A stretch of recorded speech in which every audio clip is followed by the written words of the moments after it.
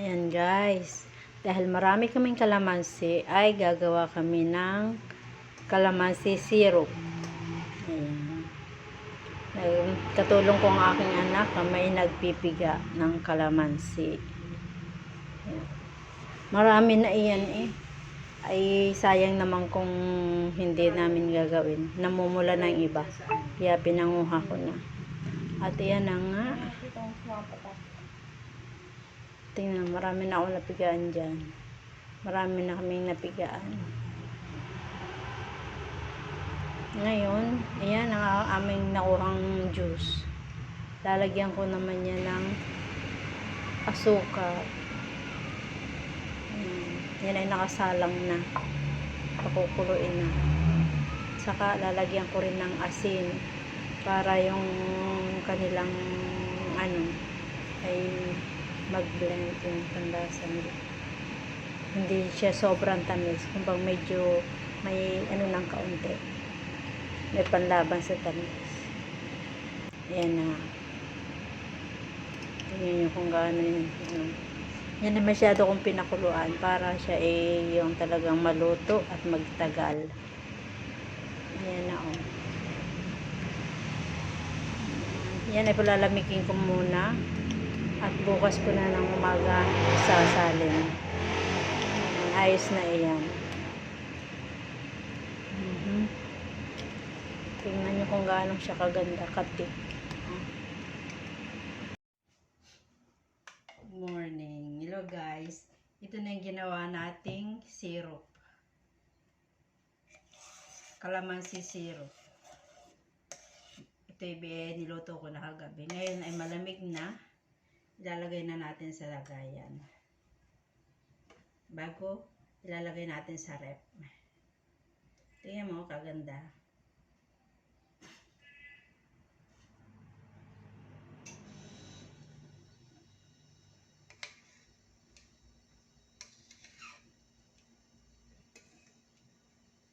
Oh.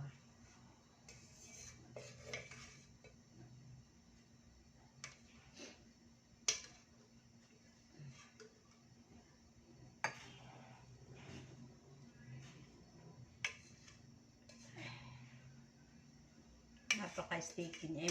Siya. Sobrang niyang lapot.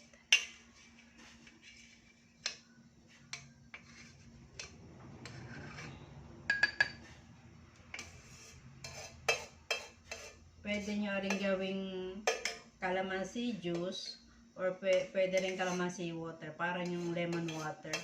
Lalagyan nyo lang ng kaunti bago ilalagay sa rep. Para pagka yung dahil ngayon ay sobrang init. Kaya ay kailangan natin laging iinom ng medyo malamig. At samahan mo ng ganaring calamansi juice para refreshing siya. Ayan.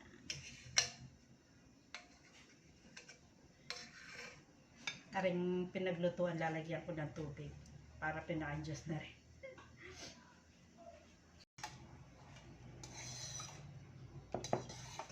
Ito yung pinaglutuan niya.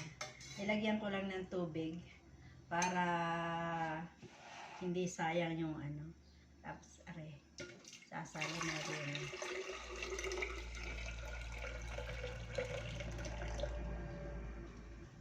Ayan. Kaganda ng kulay. Ito ay laang. Sugar at saka yung purong calamansi juice na may kaunting asin. Para ang lasa. Ayan, meron na tayong calamansi juice or calamansi water. Okay. Doon nasa 2 kilo yata yung aking ginawa. Ari ang nagawa. Dahil talaga niluto ko siya mabuti. Ari pwedeng magtagal sa rep ng kahit hanggang 6 months. Yun lang. Thank you for watching. Follow for more. Please comment, like, and share.